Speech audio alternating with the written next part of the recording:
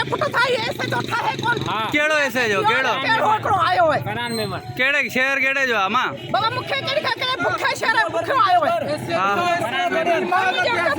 कपिड़ा पड़िया मुंहिंजे भाउ खे छॾो न मारे जो खुटा जॾे बेगुनाह पैर कटी ऐसे जो मूं छॾायो आहे चोला फड़ा ऐसे जो फरहान में मां खुरदा ऐसे जो हां तो थस्ता मैं फ्यान तो कर पैसा वठी है पैर के ये मुझे भागा सड़े दो केर केर भा ऐसे जो फरहान में मर सड़े दो मुझे भागा सड़े दो करे बाबा मार पंजाब ने निकालते वठो कपड़ा पड़े न उन्हें छोरा मुझे पुट जे घर में बैठा हुआ केड़े गैर माण्हू जे घर में ॾिसे उनके घर त लॻंदी कोन लॻंदी। टंडोजाम थाणे जे एएसआई जे नशे में धुत थी घर मालिक मथां फायरिंग एसएचओ ऐं घर मालिक मौजज़ाने तौर महफूज़ रहा। एसएस न्यूज़ जे रिपोर्टर करीमदाद थहीम मूजिब एएसआई अतीक ख़ासखेली थाणे ते एसएचओ खे गारगंद कंदे गिची मां झले वरितो।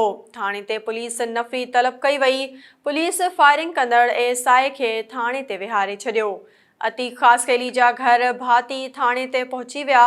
छिकताण बाद अतीक ख़ासखेली पुलिस थाणे तां फरार थी वियो। एएसआई जे वारसनि टंडोजाम थाणे आॾो एहतजाज कंदे रोड ब्लॉक करे छॾियो। पुलिस ख़ामोश तमाशाई बणियल रही।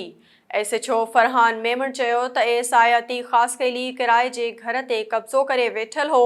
ॾेती लेती जे मामले तां घर मालिक मथां फायरिंग कई आहे ऐं मूंखे गिची मां झले गारगंद कई।